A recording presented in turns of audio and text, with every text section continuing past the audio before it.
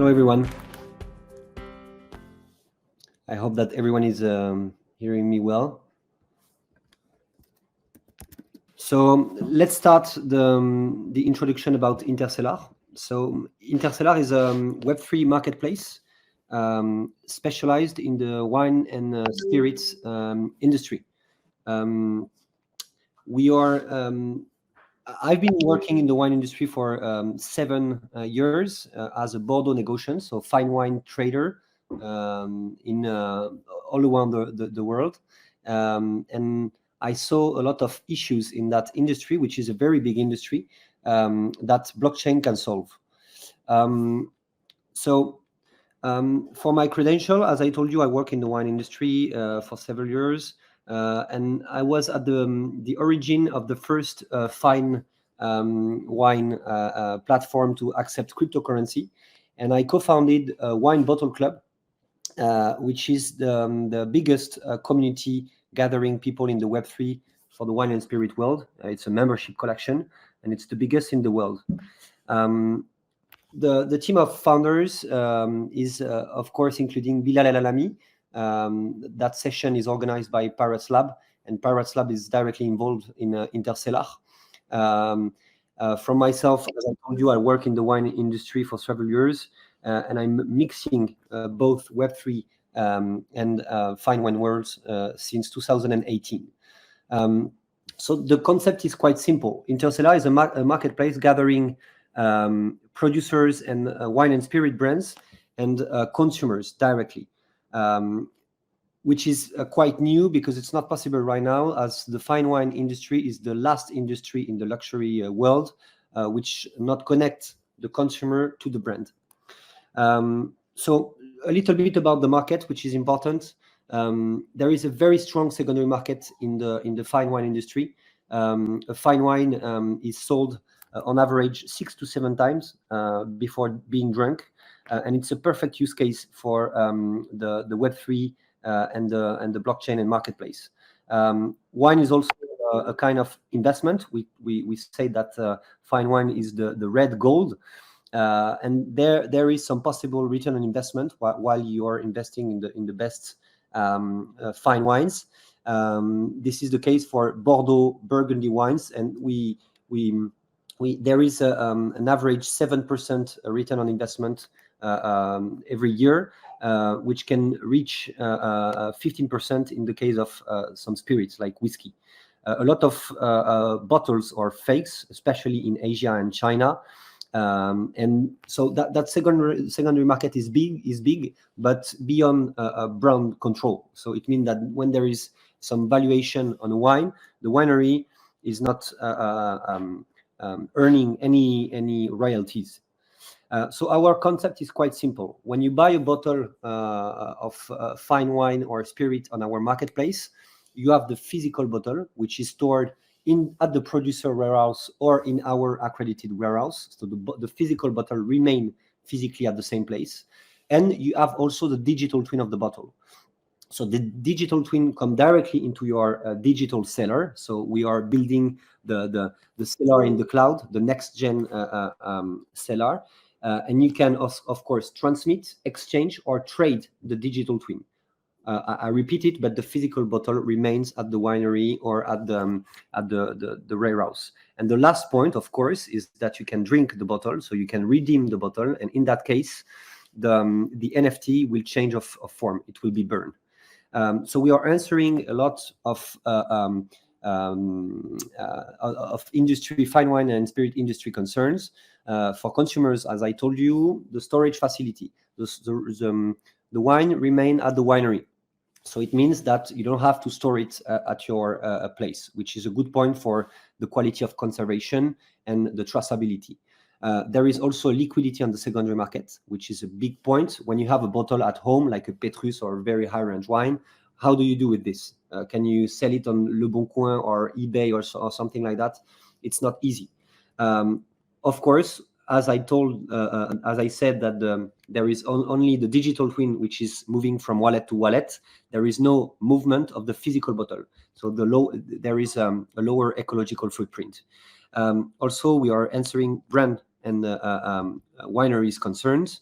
which is the visibility on the distribution. As I said, the fine wine industry is the last to not have the direct connection between the brand and the consumer. I mean, if you go to Aston Martin store or Rolex or Louis Vuitton, the brand has direct contact with the consumer. Here is not the case, and we are giving this to the industry. The wineries, they can target new consumer, of course, because of course we are accepting cryptocurrency, but also fiat currency. But we have a new vision of the wine seller, so we are targeting more the youngest consumers for high range product. Also, we are fighting against traceability and counterfeits. When someone will redeem the NFT, they will receive a bottle which is 100% guarantee as a real one and stored in perfect conditions. And last but not the least, all the brand, they can get some royalties on every sale on the secondary market, which was not possible before. So in a nutshell, our platform is a kind of sourcing platform for consumers. And this is a CRM for brands. So they can check all their data, their profit and loss, manage their invoicing and so on. So we are kind of a Web3 SaaS platform to connect the wine and spirit brands and the consumer. And this is also this way of how we balance. I mean, to target some brands, we need some consumer. To target the consumer, we need the brand. So it's a perfect balance between these. We already launched very prestigious drops. Here are some examples. For example, Malartic La Gravière on the left, which is a Grand Cru from Bordeaux, classified gross, official supplier of Oscar, in Hollywood. We sold out that collection very quickly. In the middle, you have Smith Lafitte. It's a very fine wine that was ranked 5th at the World Best Vineyard recently. And the King of England, Charles III, came to France like a few weeks ago, and he decided to visit one winery. And this is this one, Chateau Smith Lafitte. On the right, you have Champagne Carbone. It's a champagne official supplier of Formula One and in partnership with Bugatti. So it's a very high range product because for now, our marketplace Interstellar fits to the high range products that can have some secondary market or wine that can age for long years. So the global market is very big, and we have a very big market to conquer. In France, this is the second biggest exporting market after aeronautics. So it's like 18 billion euro per year if we gather wine and spirits. And if we are only focusing on wine on internet, e-commerce, it's 600 million euros per year. And it was 500 like 3 years ago, and it will be bigger, like 80 for the forecast. We have a forecast for 800 million euros. So the way that people consume wine is changing, and it's more on the web and on the Web3, of course. Our business model is very simple. We have one-off revenue. Of course, we take commission on the drops. We take some commission on the secondary market also. And we take some storage fee, because when you store the wine in our platform, you have to pay some storage. We have some CRM subscription. And of course, some revenue related to the wine cellar and the branding. We can make some branding for wineries. We will also have an extra revenue as we launched our own brand of spirit, which is an Armagnac. You can go on our social to have some more information about this. Our roadmap to finish. We are currently finishing our seed fundraising. We already have some very great investors like Cyrus Fazel from Swissborg, like Owen Simonin, Asher, and William, his brother. We also have Bilal Alami, of course, Sami Shlagou. We have wineries, big wineries. We almost finished our seed fundraising. We still have some tickets. So if you are interested, you can contact me directly on LinkedIn or our team on the social media, or by mail, of course. And then we will have a first version. I mean, right now we are only dropping the sale on the primary market. our beta version on the secondary market will be ready between October and November, so very soon. Then we will move on the deliveries, and at the end of the year, beginning of 2024, we will go live for the advanced version of the marketplace with auction and so on. So thank you everyone for hearing me. As I told you, you can contact us directly on our social. Our website is interstellar.io. We have currently a very interesting drop, which is a former executive of Apple who bought some vines in Saint-Emilion, and he's turning to the first 100% digital winery. So it means that all the production will be sold through NFTs. We already sold like 60%. So if you want to buy, you should go directly on the website. And thank you for hearing me, and see you very soon.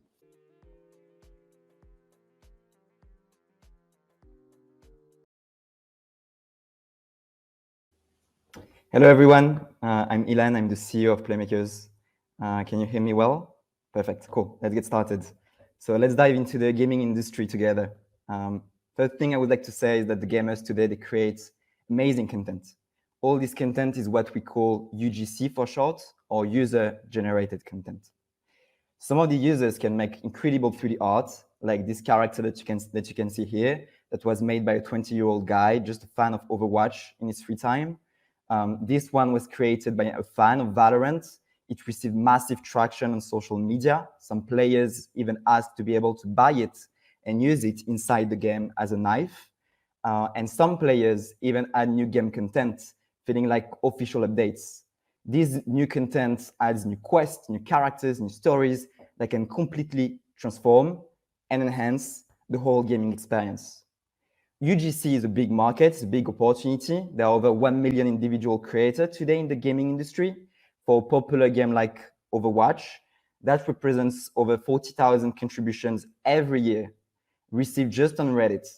All these contributions are 2D art, 3D, animations, musics, etc. All these contributions are also extremely valuable for game development studios, because adding more content to the game means that the players can come back to the game more often, and they can discover all this new content and enjoy it. Basically, it leads to higher retention rates and therefore revenues. It also means new monetization opportunities, because the studio can sell this user-generated content inside the shop as cosmetics, just like the knife I showed you. And this can lead to extra revenues, which can be quite significant for free-to-play games relying on the sale of cosmetic only. It can also mean better engagement from the players, because adding more content to the game means that the players will play more every day as the game gets better and better, increasing the lifespan of the title in the long term. And lastly, it also means that, well, leveraging UGC means also that the players turn into ambassadors of the games, mainly because the creators, they are more than happy to show their content on social media, to show their creation. They are happy to promote it, and often this leads to very viral posts where the community gather around the content made by the creator.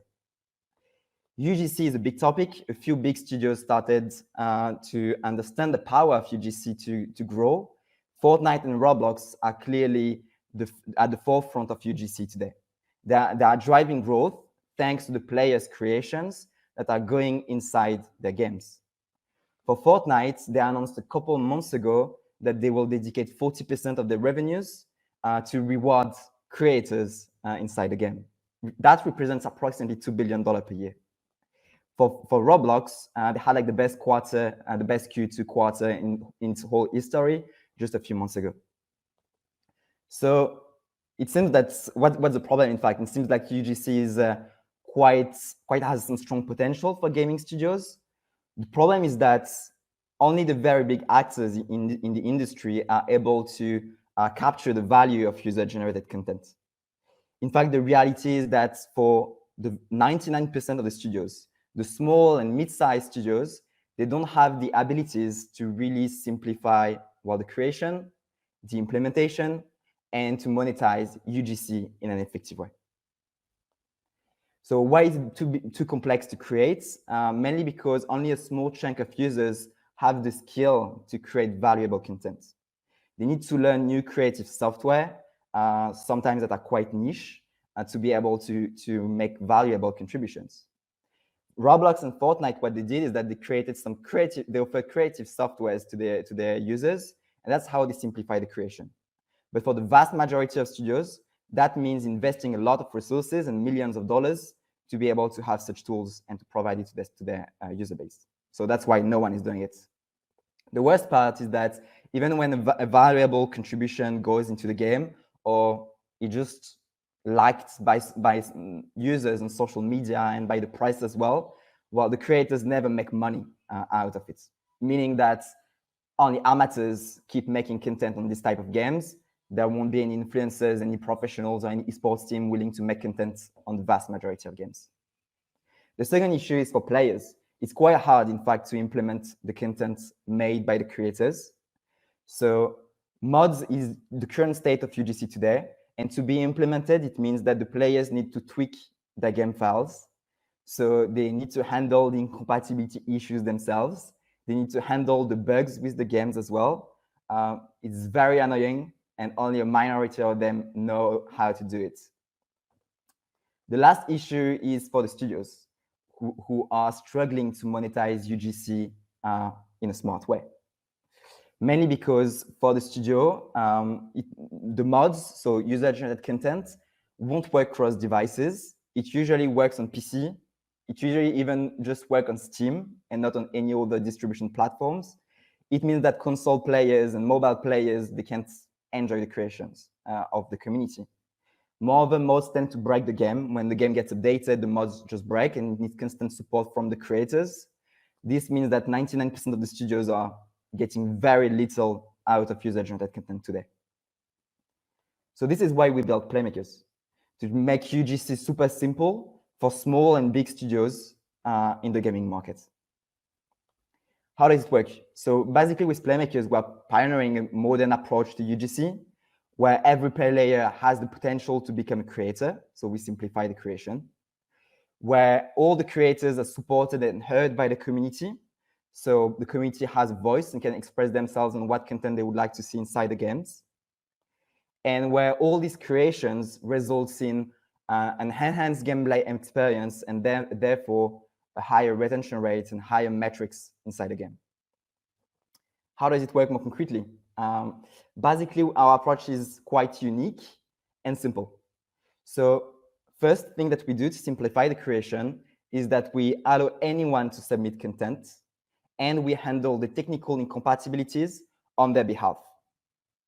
This means that any creator can provide content, can create content with their favorite creative tools, be it Photoshop, Figma, Maya, Blender, we don't care. When we receive a contribution from the players, our API is able to detect if it respects the technical specifications of the game itself. And if we remark any potential issues, we correct them automatically. This means that the studio can implement user-generated content in a super easy way without having to spend hours auditing the asset and doing QA. On top of that, we built a social platform. This platform is inside the game. This is what you can see here, for example, on a game like Apex, and it's entirely customizable. So inside the platform, anyone can share content, react to the posts of the community. People can upvote them, downvote them, comment on them, and share content.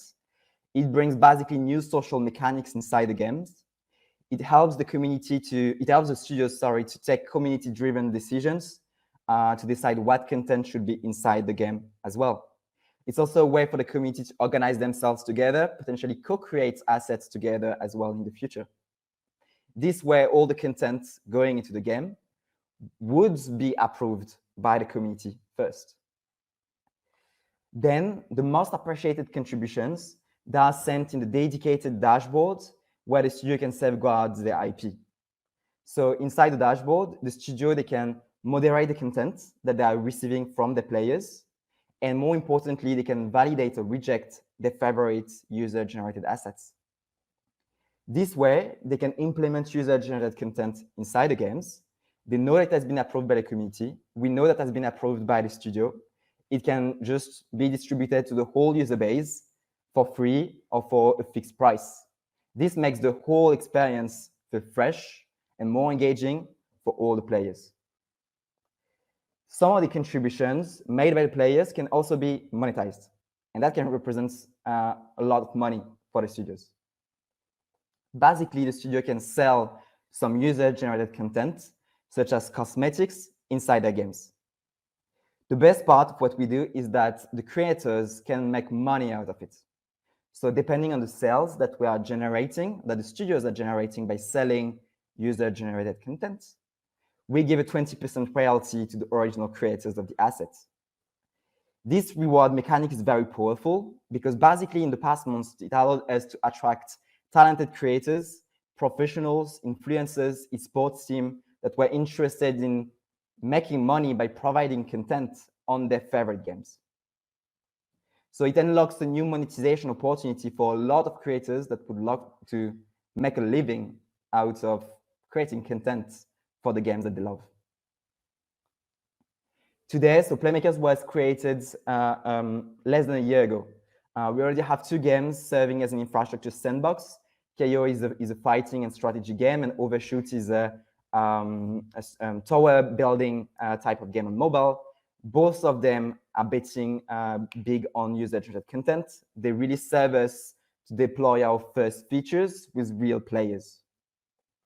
We also had quite some traction from studios as well. So over 20 different studios were highly excited about capturing the value of UGC alongside us. We just released a couple of weeks ago, first version of our Unity SDK, and we plan to have a V1 of the product for 2024. If there are some gaming studios, some publishers, some creators interested in what we are doing at Playmakers, or just some players, I will be glad to chat.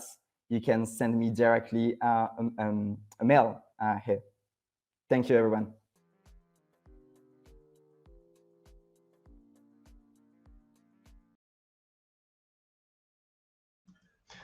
Hello, everybody. My name is Nick. I'm the co-founder and CEO of Bubble Maps, which is a brand new vision for blockchain data. Look, analytical tools, as we all know, can be complex and intimidating at the best of time. And this is why with Bubble Maps, we've created a brand new vision for on-chain data with our unique, interactive, and addictive visuals. In only 2 years of existence, we've changed the way people approach on-chain data, and that's why we're trusted by the biggest players in the space, including Avalanche, Arbitrum, Polygon, Phantom, and many more. With our unique approach for on-chain data, we have more than 1,000 monthly active users, and those numbers are ever growing. With this pitch, I want to show you a couple of examples of Bubble Maps and why this tool has become one of the main, has breached into the very exclusive circle of the popular cultural crypto analytical tools. Let me jump into one of my favorite examples, which is the Uniswap and A16Z investigation. So what you have on screen here are the top holders of Uni, where each bubble is a holder, right? Each bubble is a wallet holding their token. And the bigger the wallet, the more you own.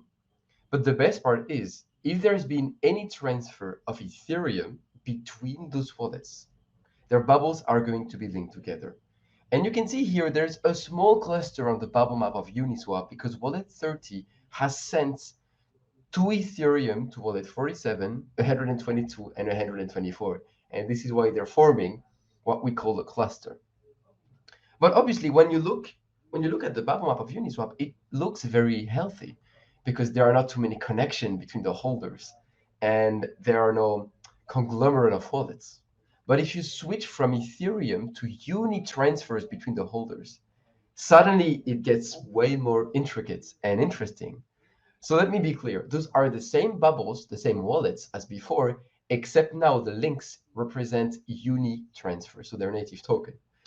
And let me tell you something about Uniswap. It started as a great idea. It started as a great project to have kind of a participative democracy where everybody could vote based on the amount of token they held. But because of these rules, by design, it turned into more of an oligarchy where a certain group of investors and institutionals now are in control of the governance of Uniswap. And look at this, the orange cluster in the middle is particularly important because all those connected wallets belong to A16Z, Andreessen Horowitz. And because they have more than 4% of the total supply split amongst 10 connected wallets, they can control the governance of Uniswap. It's called a quorum. If you have more than 4%, you can pass votes. So obviously, when we talked about this, that was at a very important times in the life of Uniswap because they were introducing the BNB chain to Uniswap. Well, obviously, everybody started to talk about this, including CZ, the CEO of Binance, who raised concerns about Uniswap and their governance. Is this controlled by A16Z? Is this decentralized? How is DeFi going to survive the arrival of institutions within the ecosystem with huge resources? Is it going to stay decentralized forever? That's an open question. So that's the first example I wanted to show you. But I have another one because, I want to kind of show you a broader perspective of how the tool can be used for you. SHIB. So SHIB is an incredible success story. Started from nothing in 2021. It grew into $1 billion market cap coin. And amongst its holders, amongst the wallet holding this token, one particular cluster surprised us, was very intriguing. And look at this. On the bubble map of SHIB, you can see that 10% of the supply is held within one specific cluster that you can see on the right of the screen. And we understood very quickly that those clusters belong to the founders. Why? Because he bought within 1 hour of the token launch back in 2021, he bought 10% of the supply for 10 Ethereum. And this 10 Ethereum, this $10,000 grew into billions. And for security reasons, because everything was held within a single wallet, a single bubble, he decided to split its holding into the geometrical structure that you see on the right? So 5, 6 wallets, and then another. It's very geometric, it's very understandable, self-explanatory. So we made a thread on this guy, and a couple of days later, we received this anonymous message from a burner Twitter account. Someone saying, I was hoping that you would respect the privacy of my wallets and refrain from posting them publicly. You laid out a perfect blueprint for somebody to try to target me. And it was a very interesting question at the time. We were tempted to delete the thread because as an on-chain analytical tool, there's always a line in the sand that you have to draw when it comes to the delicate balance between privacy and transparency. But we decided to keep this thread alive because this founder became a whale, and he became a very important person in the life of the SHIB's token. And a couple of weeks following this message, he decided to split his bag again, following the geometrical pattern that you see on the right here. So kind of making it even harder to track. That's super interesting to see him like trying to hide from investors for good reason, I understand. Now getting into, so that's just 2 use cases of bubble maps, but obviously in 2 years of existence, we've uncovered so many use cases, so many on-chain activities, scams, on-chain wallet manipulation, wallet splitting, VCs, marketing payments, team wallets. Really, the only limit is your imagination.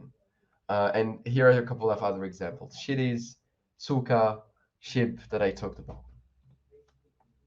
Now, when it comes to the revenue model, so far we've been operating on an mostly auditing model, where tokens get in touch because they want our team to investigate their supply and provide reassurance to their investors. And it works with it's a one-time payment of 1,500, and we go through their bubble map and we examine the distribution over time, because that's also one of the things with bubble maps. It's dynamic representation of the holders. It evolves over time like a living organism.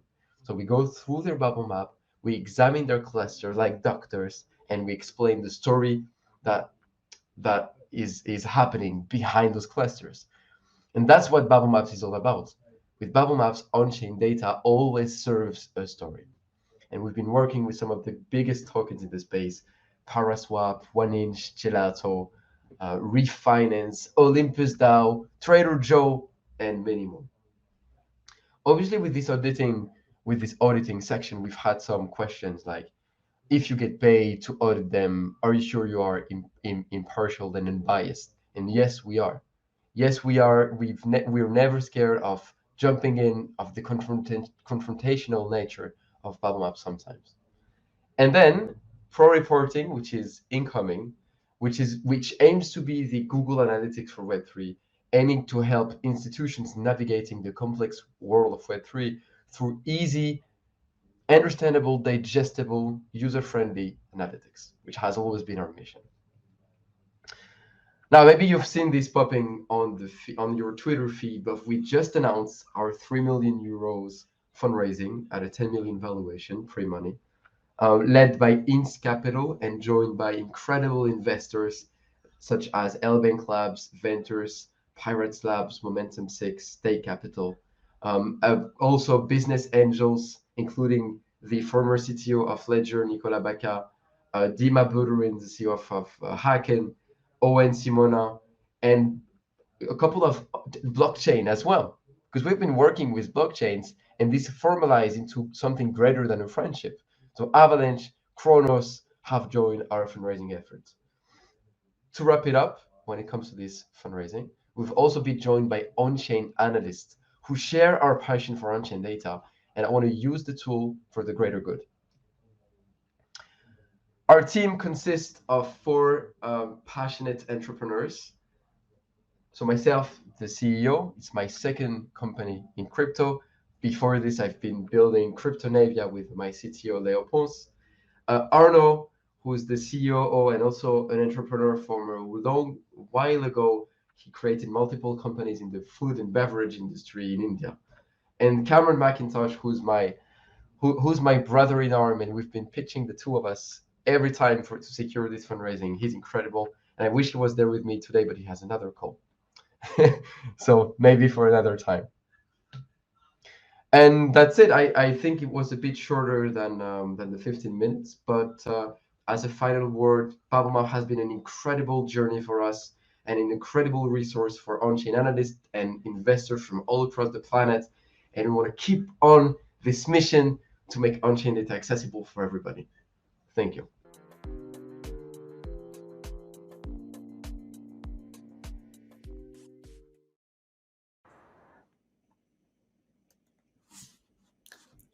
Hi everyone, I am Kenny from Kinetics. We are a team of about 35 people building AI technologies for 3D avatar animation. We are based in Paris and we raised about 11 million from US and French investors last year. Our mission at Kinetics is to enable self-expression in 3D virtual worlds and video games in general. So why do we do that? Why are we trying to enable self-expression in 3D spaces? The first reason is that we see that there are more and more 3D virtual worlds being created every day. And obviously, this is not going to stop anytime soon. We think that the digital world is going to shift from a lot of 2D spaces to a lot more 3D spaces. The second reason why we are working on enabling self-expression in 3D virtual worlds is that obviously people want to express themselves. They want to say who they are and they want to show it to the world. And we see that obviously already in 2D virtual spaces with emojis and GIFs that we send all the time, every day. For example, 10 billion emojis are being sent every day and 7 billion GIFs are being sent every day. These figures are obviously big, but now the question is, what are we going to use in 3D virtual space? Obviously, we all get the answer. It's emotes.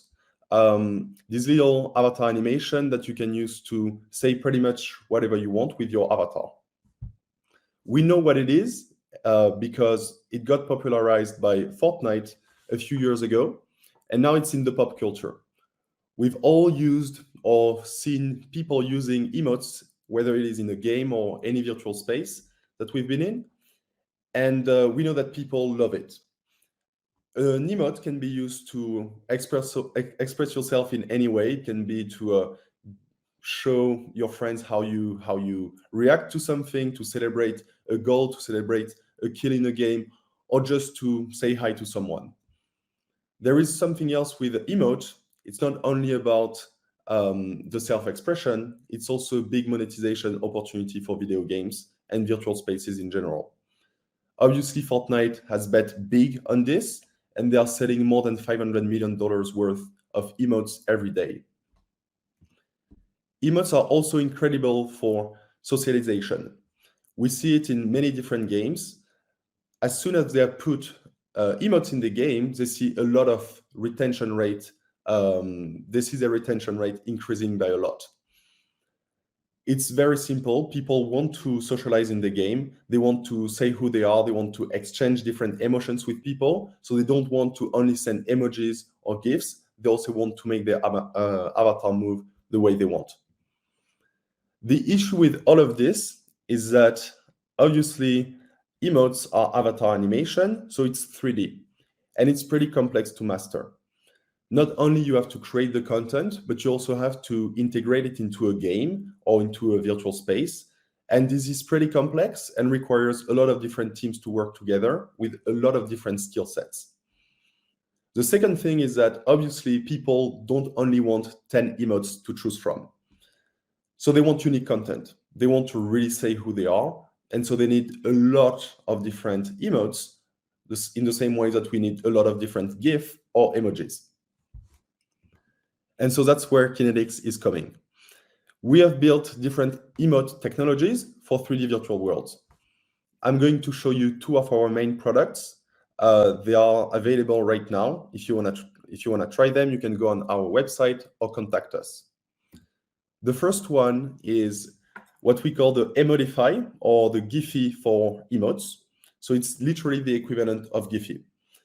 We give this tool to game developers so that they can integrate it into the game or virtual space. As soon as you put it, you will have 1,000 emotes and more retargeted and working on all your humanoid avatars in your game. So no matter what avatar you have, it works very quickly, and we handle everything. And basically then the idea is that your users, your players, are going to be able to search through this big library of emotes with a simple search bar or with categories. It's really the equivalent of Giphy. And as you can see in the demo here, someone can search for taunt. They have 4 results, for example, and they just click on it. And as soon as they click, the emote is being played. So it's really a great tool for people to express themselves and basically send any message they want in a virtual 3D space. The second one is this user-generated emote, and I really, really love it. It's very, very unique. Basically, the idea here is that people not only want to choose from a library of emotes, but they would also like to customize and to create their own emote.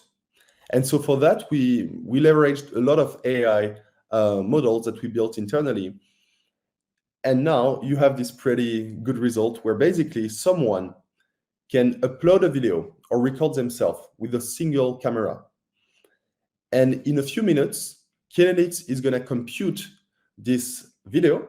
We're going to detect all the body movement in it, and we're going to send back a 3D animation for the user to play. I'm going to show you a real-time demo, not a real-time, a full video demo of this feature because it's pretty unique. So here you can see the example of a video game that is putting this feature into a game shop. So the user can just buy a custom emote to create from a video. It's obviously a bit more expensive than the classic emotes. The user clicks on it. They can use their in-game currency, and then they can either record themselves directly with the phone or upload a video. In this case, the person is going to do some sort of a Kamehameha from Dragon Ball Z, and she's going to be able to bring this movement that is just so unique because she made it into the game in a few minutes. Then the user has the ability to trim the video, and then Kinetics is doing the magic. In a few minutes, the player is receiving the emote, and obviously it's doing what she was doing in the video.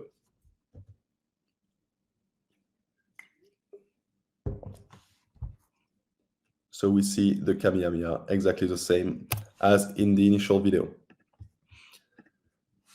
Last thing, all our technologies are avatar agnostic, as I said, so it works in really any kind of game that has a humanoid avatar. So as long as you have arms, hands, legs, and a head, it should work. It's also a big monetization opportunity because we let game studios or metaverse agency to monetize the emotes the way they want in the game. So if you want to sell the 1000 emotes library to your users, you can. And if you want to do the same with the user-generated emote, you can also do it. And finally, it's an SDK for Unity and Unreal, but it's also coming through APIs.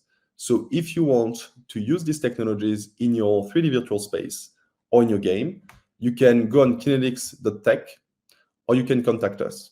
We will guide you through the different steps and show you live demos. Thank you very much.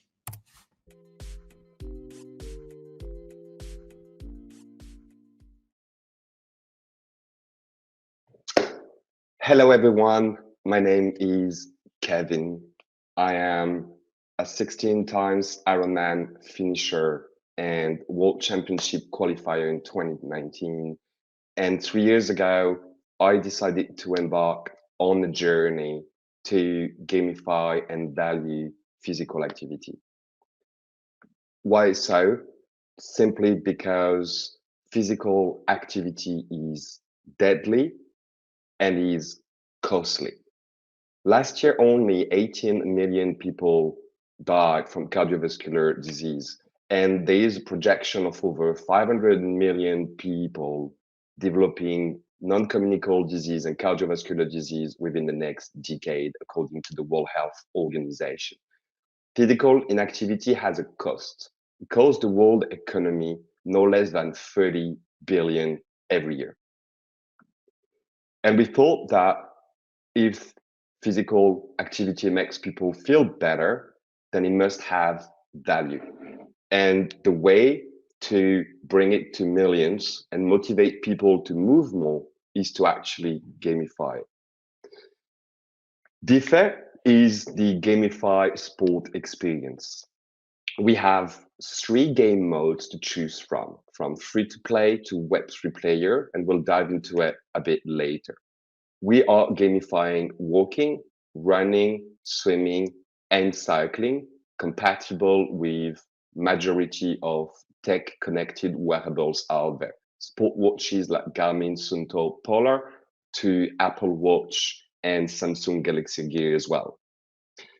We are doing outdoor, but also indoor activities with virtual cycling, the application like Swift, for example, or Wow Fitness, as well as treadmill. We value the duration of your sport activity and the intensity. Every active minute you do where your heart rate is above 140 BPM a minute, you have an additional heart rate multiplier into your rewards in the DeFi token. And we were going from a solo practice to building your own team where each user of the DeFi mobile application can create his own team, invite his friends and family, and be an influencer of a positive and healthy dynamic around them. Going into the challenges with the move to earn ecosystem. The best part about it is that the gamification actually works.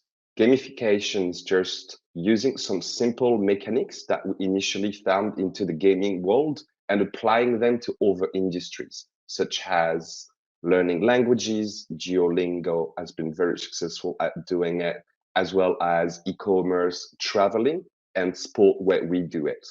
This is the perfect example of a user sharing with us his Garmin Connect screenshot from the moment he became a club member in DeFi. He had the Garmin for over 8 years as a watch, but the moment he became a club member, he increased his total mileage from 27 miles a week up to nearly 100 kilometers, 70 miles.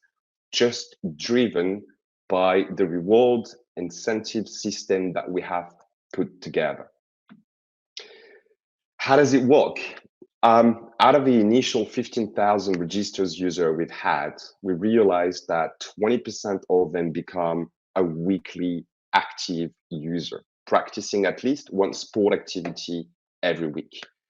From the free-to-play model, where you can earn 1 token a day without any investment for your walking, running, swimming, and cycling activities, you can move into the club member mode.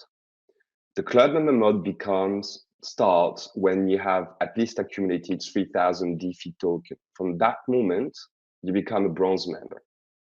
As a bronze member, you no longer earn 1 token a day, but you can earn 1 token for every active minute you do of walking, running, swimming, and cycling between the 20th and the 19th minute.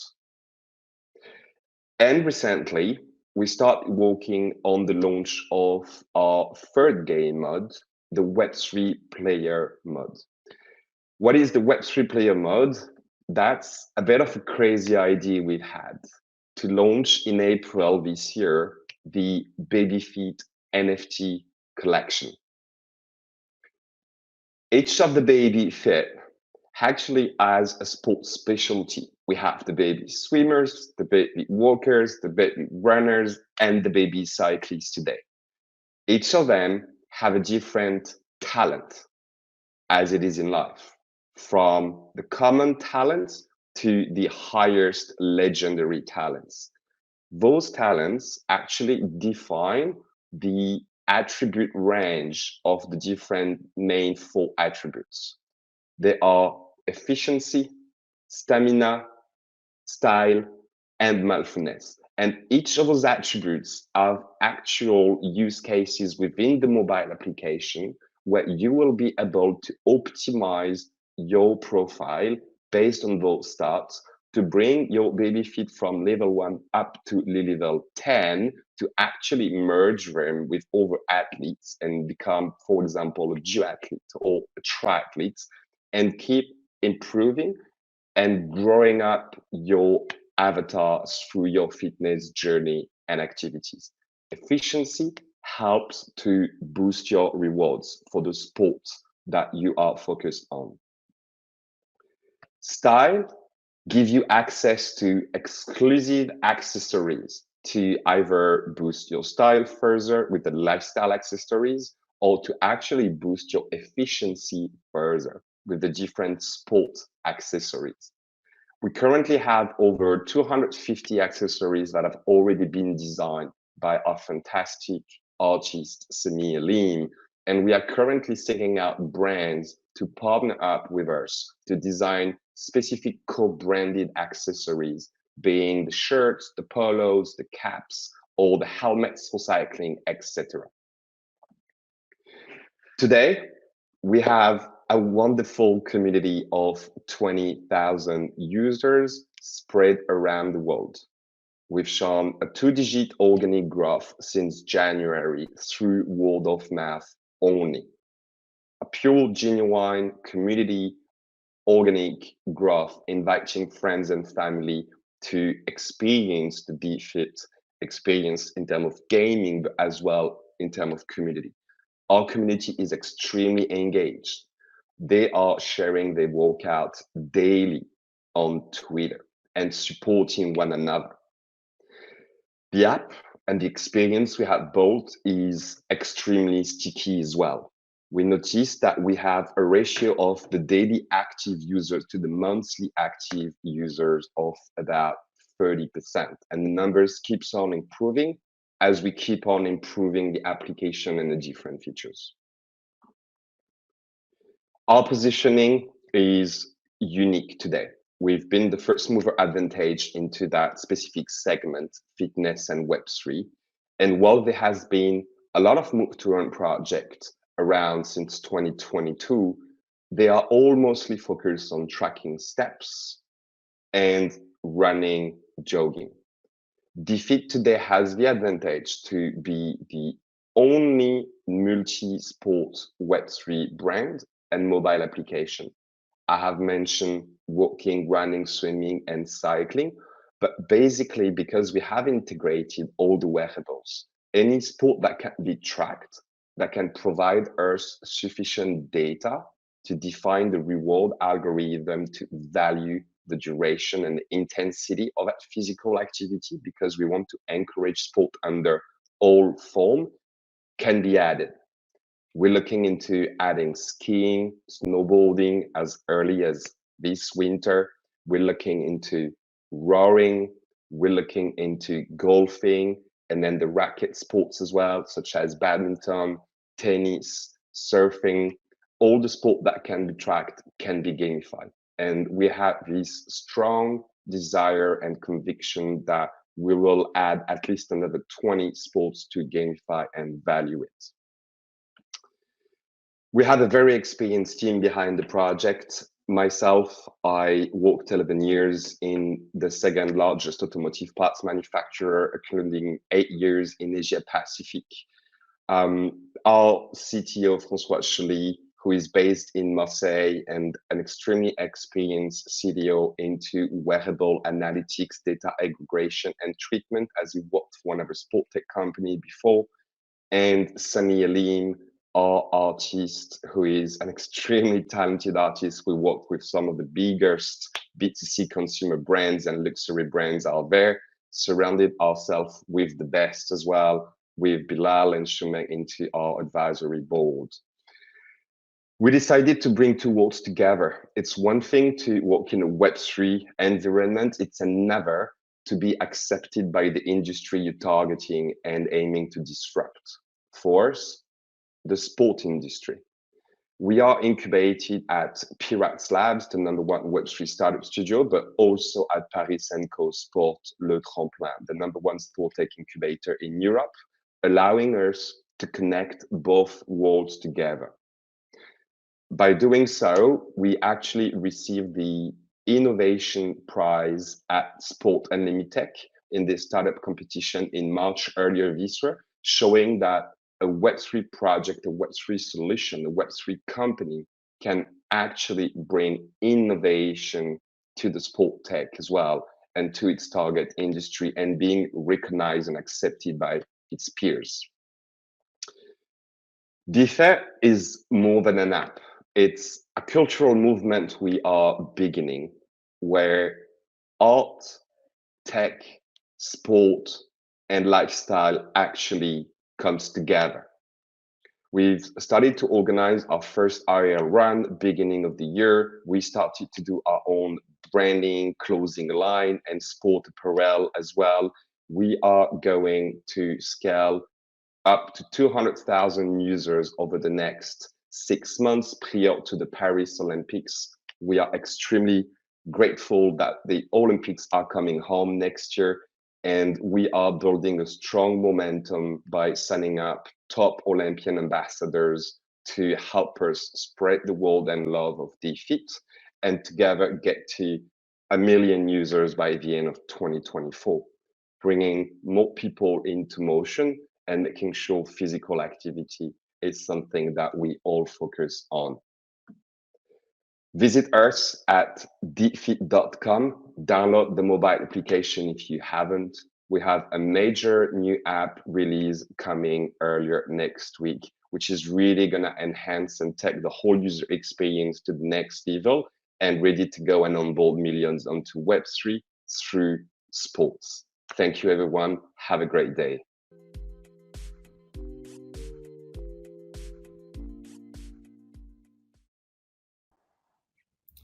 Hi, everyone.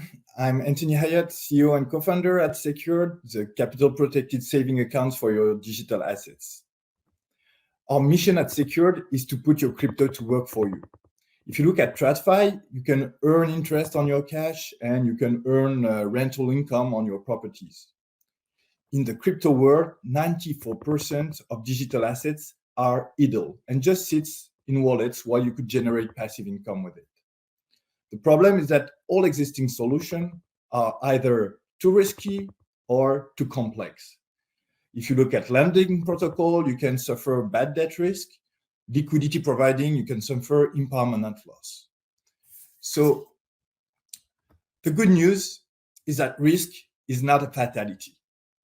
And TradFi can teach us on how to eliminate this risk. The first way to do it is to transfer it to a financial agent and split the income. Typically, rather than providing liquidity to a decentralized exchange and take the risk of impermanent loss, you can make a loan to a market maker. You will earn interest on providing this funding, while the market maker will get the extra yield for keeping the impermanent loss. The second way to remove risk is through smart design. And stay with me, it's going to be a little more complex, but you'll get it, I'm sure. If you look at existing lending protocols such as Aave or Compound, you can notice that they are very sensitive to market volatility. If you have a loan in ETH collateralized with USDC and ETH goes up, your loans get under collateralized and you may be liquidated. The problem is that this liquidation is bad for everybody.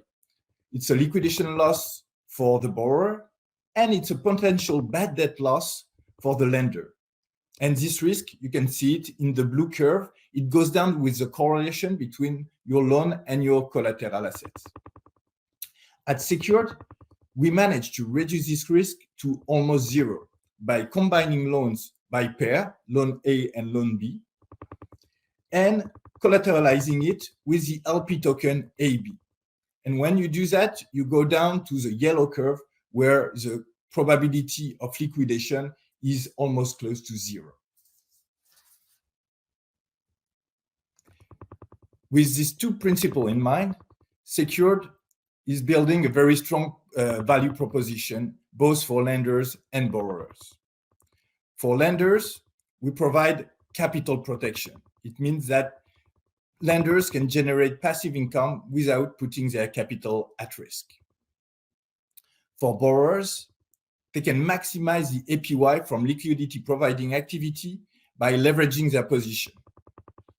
Let's go a bit more in detail in these two value propositions. So we've seen that risk transfer and smart designs allows you to transfer risk and to minimize the liquidation risk for lenders. On top of these two elements, we provide three additional layers of capital protection. The first one is collateral scoring. LP tokens are constantly monitored by our protocol, and liquidation parameters are adjusted dynamically so that you will always have the maximum protection based on what's happening on the market. Second layer of capital protection is the diversification. Let's say that you have deposited ETH, for example, and this ETH will be available for borrowers. Your ETH will not be collateralized only by ETH USDC, for example, LP tokens, but by all the LP tokens that contains ETH in the pair. So that even if you have one token that goes bust, you'll be impacted only on a very small portion of your loan. Third layer of capital protection, if all these layers are not sufficient, we have a safety module, which is a token reserve that will act as an indemnity fund of last resort. So even if layer 1 and layer 2 are not sufficient, this will take in place and compensate for any potential loss for lenders. For borrowers, it's a very different thing, and we are trying to provide them capital efficiency. What does it mean? If you look at what's happening today in the liquidity providing market, you bring some token A and token B to a decentralized exchange, and you receive a LP token. This LP token will grow with the collected transaction fees generated by the decentralized exchange. With Secured, we can multiply this APY by using what we call leverage, meaning that you come with your initial LP token and you can contract a loan A and a loan B that will help you maximize your position and get, for example, 5 times leverage. This means that you will earn 5 times the APY from the decentralized exchange. This leads to much higher capital efficiency and that we can provide to usually professional market makers. The result of this is a much more virtuous and resilient DeFi ecosystem, where all participants are helping each other to perform their goals. Here, depositors or lenders are providing much more capital efficiency to borrowers, the liquidity providers.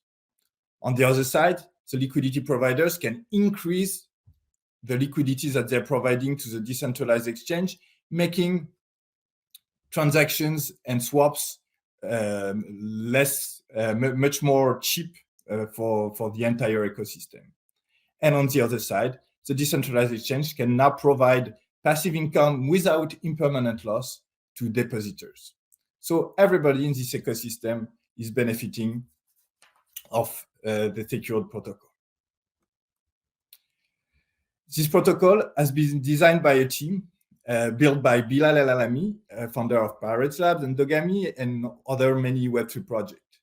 It combines TradFi and DeFi skills in order to build the next generations of DeFi solution and ready for mass adoptions. On my side, I've come from the TradFi industry. I've been building investment products for BNP Paribas for about 10 years. And I'm trying to bring this culture to DeFi.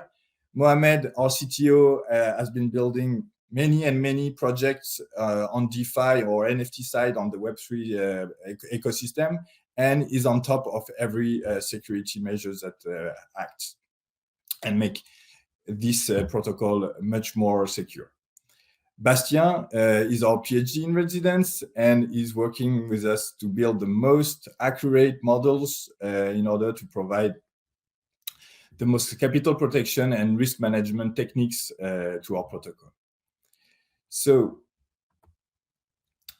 the protocol secured will be live by the end of the year, and we're participating with Kirok, a strong market maker, to first live experience that will be out very soon.